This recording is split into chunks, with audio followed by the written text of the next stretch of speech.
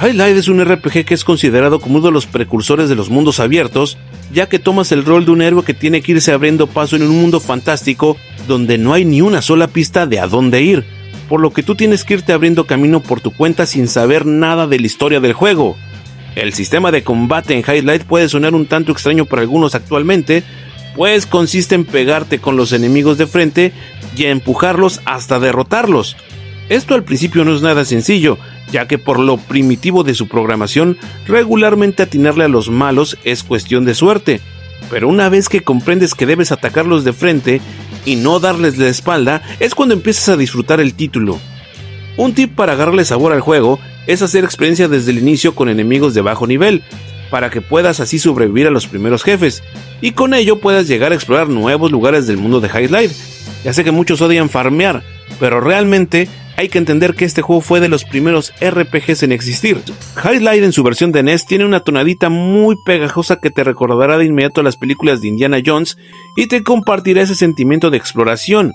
Aunque tal vez no sea mala idea después de un rato bajar el volumen del título y poner tus éxitos favoritos de Roberto Carlos, ya que la tonadita después de un rato se vuelve bastante odiosa.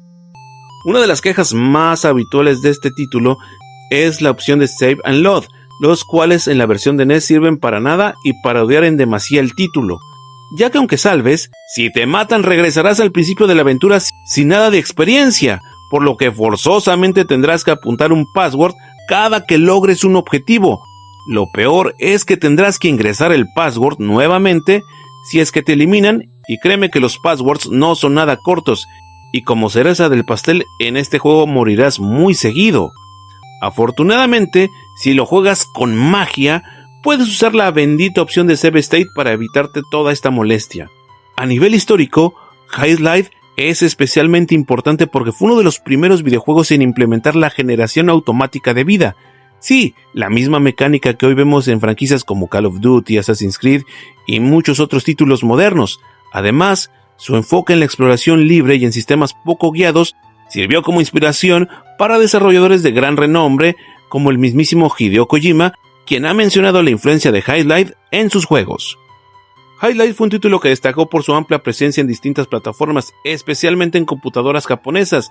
Su lanzamiento original ocurrió en 1984 en la NEC PC 8801, para después llegar a otras computadoras personales, consolidándose como uno de los RPGs más importantes del mercado japonés de microcomputadoras.